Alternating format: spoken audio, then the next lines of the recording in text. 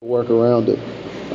There had been some discussion about trying to get the parking lot open sooner than later, and so we'll work with that, as it comes. It could be that on Saturdays we might close down and let you guys towards the end park on gravel, and then the following week we start shutting it down again and doing some paving to where maybe certain weekends you might have more parking. But that's something that we'll look at as we get further in the project and can try to, have a safe place for folks. That's the biggest thing. We want to make sure that if we open something up for the public, that it's safe for the public.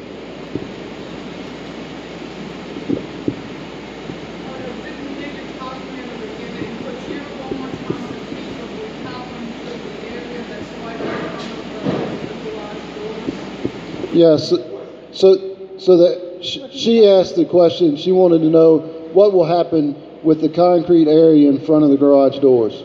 So right now there's brick columns that are kind of delineate the building from the canopy, and so we'll have a construction fence that's on the inside face of those brick columns out there. So it'll give you kind of about a 7-foot alleyway from in front of the garage doors between our construction fence.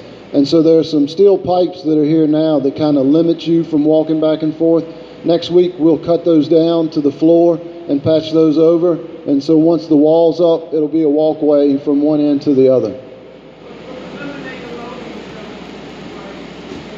Correct.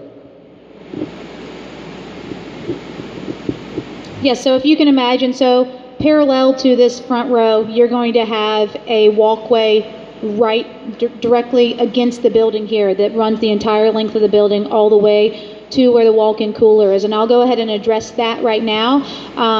The way that the fencing is going to happen around this perimeter, there will be access to the walk-in cooler for the duration of this project. It's going to be really tight, and there's basically going to be just enough room for you all to fit your current carts you have through the space. And so the way that you would access the walk-in cooler would be either pushing it on the exterior down what's going to be this exterior hallway per se that's going to be created, or pushing it down the interior front row and then going out of those double doors. There's going to be just enough room for those carts. So again, we do not anticipate any reason that you should not be able to use the walk-in cooler, but that is the way that you will access the walk-in cooler.